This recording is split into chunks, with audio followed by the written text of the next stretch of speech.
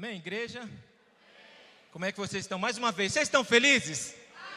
Amém, né? Estamos começando a semana, começando bem na presença do Senhor. É lógico que vocês estão sentindo falta, né? De alguém aqui, o nosso pastor. Tirou uns dias de férias, de folga. Mas de hoje estou cá, Marcinho quebra-galho. Ai. Mas não é o homem quem faz, e sim o Espírito Santo, amém? Porque se dependesse de mim, se dependesse do pastor para ministrar na vida de alguém, para dar alguma instrução, coitado de vocês. Quem faz, quem opera o milagre é Jesus, é o Espírito Santo. E não importa quem esteja aqui, o Espírito Santo, Deus se faz presente aqui no nosso meio, amém?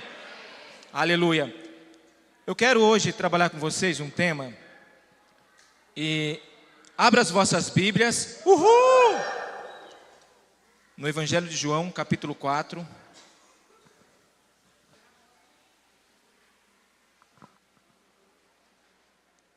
Evangelho de João, capítulo 4, nós vamos ler a partir do 19.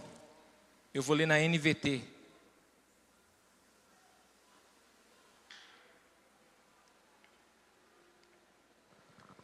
Amém? Diz assim a palavra. O Senhor deve ser profeta, disse a mulher. Então diga-me, por que os judeus insistem que Jerusalém é o único lugar de adoração, enquanto nós, os samaritanos, afirmamos que é aqui, no Monte Gerizim, onde nossos antepassados adoraram? Jesus respondeu, creia em mim, mulher, está chegando a hora em que já não importará se você adora o Pai neste monte ou em Jerusalém. Vocês samaritanos sabem muito pouco a respeito daquele a quem adoram. Nós sabemos com conhecimento, pois a salvação vem por meio dos judeus. Mas está chegando a hora, e de fato já chegou, em que os verdadeiros adoradores adorarão o Pai em espírito e em verdade. O Pai procura pessoas que o adorem desse modo, pois Deus é espírito, e é necessário que seus adoradores o adorem em espírito e em verdade. A mulher disse, eu sei que o Messias, aquele que é chamado Cristo, virá. Quando vier, ele nos explicará tudo. Então Jesus lhe disse, sou eu o que falo com você. Naquele momento os seus discípulos voltaram. Ficaram surpresos de encontrá-lo falando com uma mulher. Mas nenhum deles se atreveu a perguntar, o que o Senhor quer? Ou, por que conversa com ela? A mulher deixou sua vasilha de água junto ao poço e correu de volta para o povoado, dizendo a todos, venham ver um homem que me disse tudo o que eu já fiz na vida. Será que não é ele o Cristo? Então as pessoas saíram do povoado para vê-lo. Amém? Vamos orar? Papai querido, eu estou aqui mais uma vez como instrumento nas tuas mãos. Ó Pai, que teu Santo Espírito venha aqui e nos traga espírito de revelação, de sabedoria. Nós queremos conhecer os teus propósitos, aquilo que o Senhor tem para nós como igreja, como família, como pessoas, como discípulos de Jesus. Ó Pai, nós vamos lançar uma semente aqui e eu creio pelos olhos da fé que esses corações são terras férteis, são terras que vão frutificar, que vão de fato viver a Tua palavra. Por isso o Espírito Santo me dá um espírito de ousadia, de intrepidez, me usa como um canal do fluir da Tua glória. Eu quero ser usado nas Tuas mãos, eu quero ser uma marionete. Fala conosco, Papai querido, porque os nossos ouvidos estão prontos para ouvir, Papai querido, aquilo que o Senhor tem para nos falar, em nome de Jesus, amém. Amém. Pessoal, o tema da ministração de hoje é adoração. E adoração, eu sei que talvez você pense assim, Marcinho, adoração tem a ver com louvor. E na verdade, adoração, ela não é louvor. Louvor é uma das formas de eu adorar a Deus. O louvor, ele faz parte da adoração. Mas a adoração em si não é louvor. O louvor é uma forma que eu adoro a Deus, por exemplo, o louvor eu adoro a Deus, o ofertar ou dizimar é uma forma como eu adoro a Deus. Então por que eu quero falar nesta noite sobre adoração? Na verdade, essa palavra, ela nasceu num devocional meu, há algum tempo atrás, e sempre quando eu tinha oportunidade no culto ID, ou numa oportunidade de abrir o culto, ou da oferta ali, eu sempre falava disso daí porque era algo que Deus estava falando comigo. Então eu procurei estudar, procurei meditar, porque existem algumas coisas que precisam ser desconstruídas na nossa mente. Porque o texto está falando aqui de uma mulher que ela vai ao culto, essa mulher samaritana, ela adora, ela sabe da volta de Jesus, mas Jesus, o próprio Deus ressurreto ali na frente, o próprio Deus que depois ia ressuscitar, Jesus, ali na frente dela, ele fala assim: olha, vocês adoram do que não conhecem. E isso é muito grave, por quê? Porque nós aqui podemos estar adorando um Deus que não conhecemos. Assim como essa mulher samaritana, ela estava aqui, ela estava falando para Jesus: olha, vai vir o Messias, quando ele vir, ele vai nos falar, ele vai nos contar toda a verdade. Jesus na frente dela ali, o próprio Messias, e ela não tinha revelação, ela não tinha conhecimento. Mas o que chama mais atenção nesse texto é que o Pai procura verdadeiros adoradores. O Pai procura verdadeiros adoradores. E a grande pergunta é: se Deus olhasse para nós hoje como igreja, será que Ele encontraria verdadeiros adoradores? Será que Ele encontraria pessoas que o adorem em espírito e em verdade? Ou seja, de uma forma em que o Espírito Santo nos traga a revelação, mas de uma convicção, de uma verdade que é completa, que é inteira.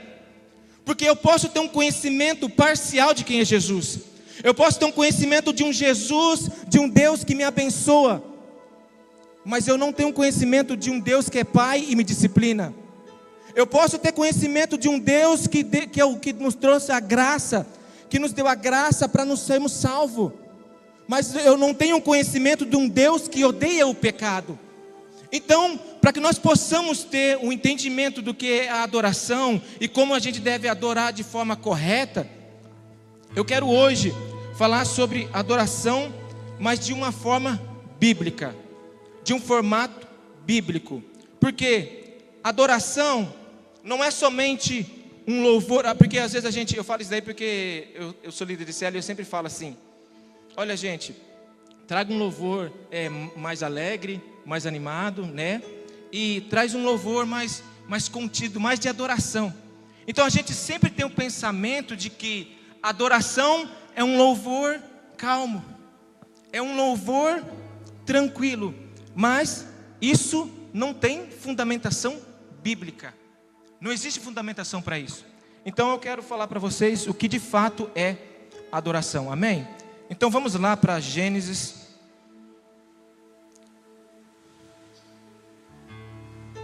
Gênesis 22. Eu vou ler dois textos de Gênesis 22, 5. Gênesis 22, 5 diz assim, ó: fique aqui com o jumento, disse ele aos seus servos. O rapaz e eu iremos mais adiante. Vamos adorar e depois voltaremos. Agora eu quero ler com vocês um outro texto que está lá em Êxodo 34. Nós vamos ler do 5 ao 9. Diz assim: então o Senhor desceu em uma nuvem e ficou ali com Moisés e anunciou seu nome, Javé. O Senhor passou diante de Moisés proclamando: Javé, o Senhor, o Deus de compaixão e misericórdia, sou lento para me irar e cheio de amor e fidelidade. Cubro de amor 1000 gerações e perdoo o mal e a rebeldia e o pecado.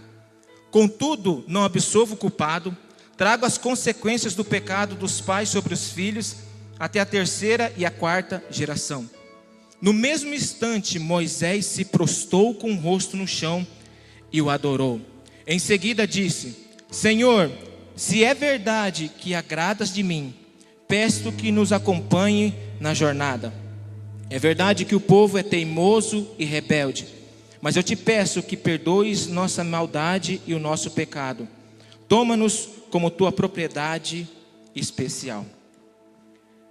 Os dois textos que nós lemos aqui, mas eu vou falar desse segundo aqui, aparece a palavra adorar. Se você for ver no versículo 8, no mesmo instante Moisés se prostrou com o rosto no chão e o adorou. Existe um mestre estudioso chamado Stephen Venable, que ele define adoração como uma resposta que eu dou a partir da revelação de quem Deus é. E o Fábio Coelho, que é um missionário que está servindo na igreja de Jesuscope, ele fala de uma forma até diferente, eu acho que é mais completa, que adoração é uma resposta que eu dou a partir de uma revelação correta. Não é de qualquer revelação, mas é uma revelação correta de quem Deus é.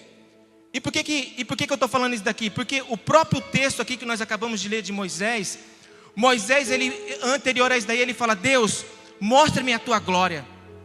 Eu quero ver a tua glória. Se nós vamos avançar, nós vamos conquistar uma terra, mas se o Senhor não for com a gente, que o Senhor não nos envie. Então o que eu quero ver a tua glória. Eu quero ver o Senhor, eu quero ver a plenitude. Eu vi muitas coisas, eu vi grandes coisas, mas existe algo a mais do Senhor. Então Deus se revela para ele, e Deus começa a falar do nome dele, que o nome dele é Javé. Ele fala de que ele perdoa em 1000 gerações, e ele vai falando das características, ele vai revelando quem de fato ele é. Então a Bíblia vai dizer que depois disso daí, o que Moisés faz? Moisés vai e o adora. Então a adoração, ela nasce, e uma adoração verdadeira, ela nasce a partir do entendimento que eu conheço Cristo, que eu conheço quem Deus é. Eu não só sei informações sobre Ele. E o outro texto que nós lemos, Gênesis 22:5, nós estamos falando de Abraão. Abraão, a Bíblia fala que ele está indo adorar. Essa é a primeira vez em que a palavra adoração aparece na Bíblia. É a primeira vez. E a primeira vez que aparece a palavra adoração, Abraão não está indo louvar, Abraão está indo sacrificar o seu filho. A primeira vez em que Deus fala assim, ó, eu quero que você me adore. É como se ele estivesse falando assim para ele assim, ó, eu quero saber se o que você quer, se você me ama, as minhas bênçãos, aquilo que eu posso dar, ou se você me quer, ou se você me ama de verdade. Só que a pergunta é o seguinte, tá, mas qual era a revelação que Abraão tinha de Deus a esse momento? E a Bíblia vai dizer, lá em Hebreus 11:19, deixa eu só aqui confirmar, para não falar besteira, é isso? Em Hebreus capítulo 11, versículo 19, Abraão, pela fé, ele acreditava que Deus poderia ressuscitar Isaac. Abraão, ele teve uma revelação de que Deus era o Deus do impossível. Porque nós estamos falando de um homem de 100 anos, de uma mulher de 91 anos, tendo um filho. E Deus fala assim, existe alguma coisa impossível para mim? Então Abraão, ele adora, ou seja, ele teve uma revelação de quem Deus é, e agora ele tem uma resposta, e agora ele tem uma ação baseado nessa revelação de quem Deus é. Porque ele entendeu de que Deus poderia ordenar para ele, e ele falou, eu sou obediente a esse Deus, porque eu sei que esse Deus é o Deus do impossível. E não somente isso, a Bíblia vai dizer nesse mesmo capítulo, que Abraão andava procurando uma cidade onde Deus é o construtor, e onde ele construiu sobre fundamentos eternos. A Bíblia vai dizer em Gálatas que o Evangelho foi pregado a Abraão. Então tudo aquilo que Abraão vai vivendo, aquilo que é adoração, é a partir de uma revelação de quem Deus é. Essa é a verdadeira adoração, essa é o verdadeiro sentido de adorar. E por que isso é tão importante? Não só porque Deus procura verdadeiros adoradores, e realmente, porque a Bíblia vai dizer que Deus procura somente 2 tipos de pessoas na Bíblia. Em Ezequiel ele vai falar que procurou alguém que se colocasse na brecha, e ele está procurando verdadeiros adoradores que o adorem em espírito e em verdade. Então por isso que é tão importante nós entendermos o conceito do que é adoração. Por quê? Porque a adoração influencia a nossa vida. Eu vou abordar aqui mais 3 pontos aqui. E esses 3 pontos, já vou dar até um spoiler. Ele vai falar do quê? De que quando eu entendo quem Deus é, isso afeta no meu louvor. A forma como eu louvo é diferente. Quando eu entendo quem Deus é, isso afeta na minha generosidade. Porque eu tenho uma revelação, um entendimento de quem Deus é. Então eu respondo, eu adoro Ele, ofertando, eu adoro Ele, dizimando. Mas existe um terceiro ponto que é, quando eu entendo quem Deus é, eu adoro de uma forma diferente. Eu adoro com toda a minha vida, com todo o meu ser. Então eu quero falar o primeiro ponto, que é que quando eu entendo que é adoração, isso afeta o meu louvor. Salmo 63, 2 diz assim: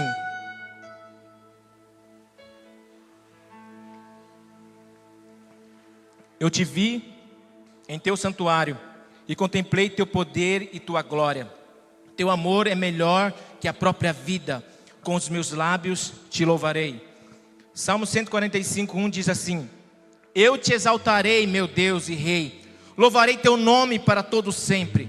Todos os dias te louvarei. Sim, louvarei teu nome para sempre. Grande é o Senhor. Ele é digno de muito louvor. É impossível medir a sua grandeza. O salmista aqui, Davi, está falando que ele louva. E essa palavra aqui, ele está falando de um louvor de intensidade, de um louvor de grande júbilo. E ele faz isso por causa da grandeza de quem Deus é. Então, quando você entende quem Deus é, você tem que pensar o seguinte: não existe motivo para eu não louvar. Independente qual seja a sua situação, a hora do louvor não é sobre mim. Não é sobre o quanto Deus pode me tocar, mas é o quanto nós podemos oferecer o nosso louvor a Deus. Aqui nós estamos sendo edificados, aqui nós estamos recebendo a palavra, e aqui nós estamos recebendo, mas no nosso louvor, a forma como nós louvamos, isso demonstra o que o nosso coração está disposto a dar para Ele.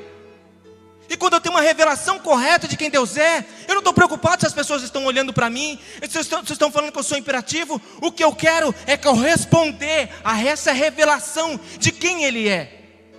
É lógico que existe algumas coisas, por exemplo, tem o pessoal dos bastidores, tem o pessoal da mídia, mas nós devemos louvar o Senhor com toda a nossa força, com todo o nosso entendimento. Existem 9 palavras diferentes na Bíblia para a palavra louvor. Em nenhuma delas o significado da palavra louvor é assim: parado. Não existe isso. Não existe o parado. Sempre é um levantar das mãos, sempre é um se prostrar. É normal na Bíblia, a parte mais comum, a maioria das vezes no louvor, louvor significa dançar como doido. Davi dançou como doido. Por quê? Porque ele estava maravilhado por causa da glória, da presença de Deus. A Bíblia vai dizer que nós temos que louvar com toda a nossa força, com todo o nosso entendimento, porque nós não estamos diante de um homem, nós estamos diante de um Deus. O próprio Davi acabou de falar, a majestade dele, a grandeza dele, nada pode se comparar ao seu poder, e nada pode impedir os nossos lábios de louvar. Eu quero contar dois pontos aqui em relação a mim. E assim, meus irmãos, se vocês não se escandalizam não, porque eu não sou uma pessoa perfeita, amém? Estou apenas pregando aqui, então se você está preocupado, que ele vai contar de um pecado, de alguma coisa dele, então, se você está procurando uma pessoa santa, santa somente Jesus. No mês de maio para mim é bem complicado, eu acho que eu já mencionei algumas vezes aqui para vocês. Mês de maio é dia das mães. Foi no mês de maio que a minha mãe faleceu, e no mês de maio é aniversário da minha mãe. No dia das mães aqui, aquela semana nós tivemos célula, na sexta-feira fizemos o churrasco dos jovens lá, depois teve o culto multi-id, e no domingo assim, sabe quando você acorda assim meio mal assim, meio deprê? Porque eu ainda estou vencendo o luto também, 30 semanas aí. E eu falei assim, olha, eu não vou no culto não. Eu não vou no culto, né? Eu estava na célula lá, né? Fiquei 2 dias lá com o pessoal dos jovens lá. Então tipo assim, o pastor vai me entender, né? Ainda eu estava escalado naquele dia para abrir o culto. Só que talvez as pessoas poderiam entender, mas Deus não entenderia, porque Ele olharia para mim e falava assim, eu estou procurando verdadeiro adorador. E será que aquilo que eu já te revelei não é maior do que a sua dor? Não é maior que o seu sofrimento? E eu vim para o culto, e eu não sei se vocês lembram, o louvor foi digno de tudo, e eu falei, nós devemos louvar porque Ele é digno. Porque a Bíblia vai dizer que Ele é digno. Em nenhum momento você vai ver na Bíblia, a Bíblia falando, se você estiver mal, se você estiver doente, se você estiver brigado com a sua esposa, você não vai louvar o Senhor. Não, nós precisamos louvar o Senhor em tempo todo. Por quê? Porque Ele é digno. Ele é digno de ser adorado. Não importa a sua dor, não importa se você está desempregado, todo ser que respira deve adorar ao Senhor. Igual, por exemplo, não sei se vocês já vieram para o culto, às vezes meio brigado com a esposa ou discutido alguma coisa. Tá, beleza, isso daí você vai resolver depois. Mas isso não pode impedir você de louvar ao Senhor. Porque não é sobre nós, não é sobre o que você pensa, não é sobre a nossa dor, é sobre a grandeza de Deus. Nesse momento que nós estamos aqui, nós estamos glorificando o nome dEle, nós estamos exaltando o nome dEle. O louvor, a honra, a glória é toda para Ele. E o segundo ponto que eu quero falar, que é que quando eu entendo quem Deus é, quando eu entendo esse princípio de adoração, isso afeta a minha generosidade. 1 Crônicas 29, a partir do versículo 10, diz assim: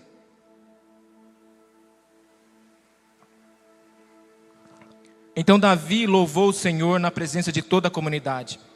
Ó Senhor, Deus de nossos antepassados, Israel, louvado sejas para sempre. Ó Senhor, a Ti pertence a grandeza, o poder, a glória, a vitória e a majestade. Tudo que há nos céus e na terra é Teu, ó Senhor. E este é o Teu reino. Tu está acima de tudo. Riqueza e honra vêm somente de Ti, pois Tu governas sobre tudo. Poder e força estão em Tuas mãos. E cabe a Ti exaltar e dar força. Ó nosso Deus, damos graças e louvamos Teu nome glorioso. Mas quem sou eu e quem é o meu povo para que pudéssemos Te dar alguma coisa? Tudo o que temos vem de Ti, e demos apenas o que primeiro de Ti recebemos. Somos estrangeiros e peregrinos na terra, como os nossos antepassados antes de nós. Nossos dias na terra são como uma sombra, passam rápido, sem deixar vestígios. Ó Senhor nosso Deus, até mesmo esses materiais que juntamos para construir um templo em honra ao Teu nome santo, vem de Ti. Tudo pertence a Ti. Eu sei, meu Deus, que examinas o nosso coração e Te regozijas quando nele encontras integridade. Tu sabes que fiz tudo isso com boas intenções e vi Teu povo entregar ofertas voluntariamente e com alegria.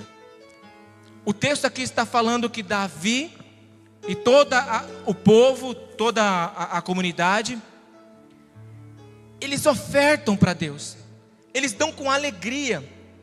Mas por que que eles fazem isso? O que que motiva eles a fazer isso? O próprio texto está falando que é por causa do quê? Por causa da grandeza de quem Deus é, e porque Deus é dono de tudo. Por que que é uma dificuldade às vezes as pessoas adorar o Senhor com o seu dízimo e com a sua oferta? Porque eles não têm a revelação de que Deus é dono de tudo, de que a vida passa como um sopro, e que Deus sonda os nossos corações, e que um dia nós vamos prestar conta de tudo aquilo que Deus colocou nas nossas mãos para nós administrarmos. Às vezes nós tentamos combater as pessoas com argumentos, falando, pessoal, eu lembro lá do outro serviço lá que tinha um pessoal que falava assim para mim assim: você é besta, você é tonto, fica dando dízimo, fica dando dinheiro para pastor. E deixa eu te falar uma coisa para você. Você pode falar um monte de coisa para tentar justificar. Você pode falar que a igreja está em construção. Você pode falar que está construindo a salinha. Mas sabe qual que é o problema? O problema é que você vai tentar convencer em argumentos, e você não vai conseguir mudar a mentalidade deles. Por quê? Porque só entende o princípio de ofertar e dizimar quem tem uma revelação correta de quem Deus é. Só vive isso de fato quem entende de que Deus é dono de tudo, de que nós somos apenas mordomos, de que Deus tem colocado nas nossas mãos para nós administrarmos, e cada centavo, tudo aquilo que Deus colocou nas nossas mãos, nós vamos prestar contas um dia. Então, nós devemos adorar o Senhor com os nossos dízimos e com as nossas ofertas. Mas eu quero falar um terceiro ponto, e esse daqui eu vou gastar um pouquinho de tempo, que é a adoração, ela afeta a minha forma de viver, e a gente vai encerrar, que está lá em Romanos capítulo 12, versículo 1. Portanto, irmãos, suplico-lhes que entreguem o seu corpo a Deus por causa de tudo o que Ele fez por vocês. Que seja um sacrifício vivo e santo, do tipo que Deus considera agradável. Essa é a verdadeira forma de adorá-lo. Essa é a verdadeira forma de adorá-lo. Se nós formos voltar lá em Gênesis 22:5, e esse texto, como ele é a primeira vez que ele está falando sobre a palavra adoração, é lógico que o conceito de adoração vem bem antes, mas explicitamente a palavra adoração está ali. Quando Abraão ele está indo sacrificar o seu filho, o texto está falando que é um rapaz. Às vezes a gente tem um entendimento de que era uma criança. Eu sei que a gente já foi abençoado muitas vezes com palavras assim, mas não era uma criança ali. Por que não era uma criança? Porque acertadamente, não só porque a tradução falou sobre rapaz, mas porque se a gente for alguns capítulos mais à frente, depois, um pouco tempo depois, Sara, mãe dele, morre. E Sara, nessa época que ela morreu, ela tinha 127 anos. Então, se Sara teve Isaac com 91, quando Sara morreu, ele tinha no mínimo 36 anos de idade. 36 anos de idade. Então Abraão está indo com jovem. A Bíblia não fala a idade certa dele. A Bíblia não fala a idade correta dele. Só que a Bíblia só fala que está indo Abraão com seu filho adorar a Deus. E quando você chega e começa a pensar, porque, vamos supor, eu tenho 37 anos. Você acha mesmo que um velho, desculpa pessoal, até a forma que eu falei expressar, um idoso, é que eu sou caipira, tá? Mas você acha que um idoso de mais de 100 anos consegue amarrar um jovem? Não, sério mesmo. Você acha que ele, rapaz, ele pergunta assim, ô pai, cadê o sacrifício aqui? Não, Deus vai providenciar. E é lógico que ele está falando ali, apontando para Cristo. Mas eu fico pensando assim, aí ele fala assim, o sacrifício é você, filho. Eu? Rapaz, eu sou jovem. Eu tenho a vida inteira para viver. Você que é velho, está caduco, você está catando a cabeça. Vai, eu sei lá, eu vou amarrar você, eu vou sacrificar você. Mas brincadeiras à parte, por que eu estou falando isso daí? Porque Isaac aponta para Cristo. E Abraão aponta para o Deus Pai. Porque Deus amou o mundo de tal maneira que deu o seu Filho unigênito. E Isaac, assim como Jesus, ele fala, Pai, eu me entrego como sacrifício.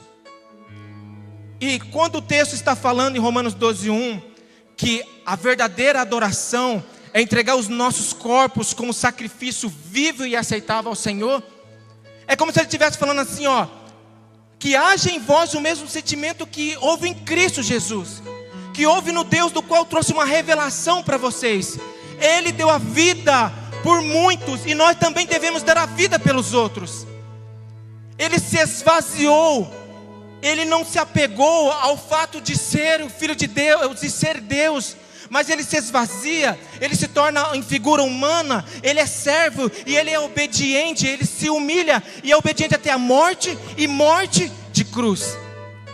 Então a adoração que o texto está falando aqui, a verdadeira adoração é que nós entregamos as nossas vontades, os nossos pensamentos, aquilo que nós acreditamos como verdades para nós, e nós depositamos na cruz de Cristo. Nós devemos sacrificar a nossa vontade. Essa é a verdadeira adoração. Isso é adorar em espírito e em verdade. Porque quando eu tenho uma revelação de quem Deus é, todo o resto é consequência. Então eu vou louvar com toda a minha força, com todo o meu entendimento. Vou louvar ali por quê? Porque eu sei quem Deus é. Eu sei aquele que me alcançou. eu sei que Ele vive, eu sei que a morte nada pode conter Ele, amém? Jesus venceu a morte, Jesus venceu o câncer, Jesus está agora sentado à direita do Deus Pai.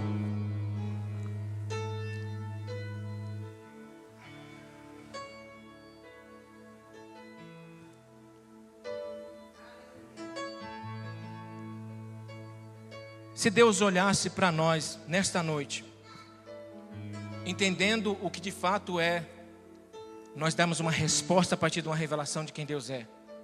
Se Deus olhasse para nós a partir daquilo que nós ouvimos agora, do que é adoração, será que Ele encontraria em mim e em você verdadeiros adoradores? Às vezes, irmãos, eu falo de mim. Às vezes a gente coloca comportamentos e falsos dogmas, coisas erradas das quais nós praticamos, e nós é muito bom em dar desculpa. Por exemplo, agora tem um negócio do temperamento, faz sentido, tá, gente? Não discorde disso daí não. Mas, por exemplo, no temperamento eu sou uma pessoa colérica, sou colérica. Tenho fleumático, sanguíneo, nem lembro mais, melancólico. E existe uma base para isso daí. Então, quando você vai e identifica isso daí que faz parte do seu temperamento, isso daí não pode ser uma desculpa para mim ser do jeito que eu sou. Eu não posso chegar no Rafael e falar: ô Rafael, falar um monte de asneira para ele, bravo, tudo tal, me perdoa porque eu sou colérico. Eu sou colérico. Nós temos que identificar o nosso temperamento, nós temos que entender quem nós somos, mas nós precisamos frutificar os frutos do quê? Do Espírito. Porque se eu irava, eu não posso irar mais. Se eu pecava, eu não posso pecar mais. Eu tenho que colocar tudo isso e entregar como sacrifício. É preciso o Marcinho, é preciso nós morrer. É preciso já não viver mais eu, mas agora quem? Cristo viver em mim. Então essa é a verdadeira adoração. Eu gostaria que você se colocasse de pé.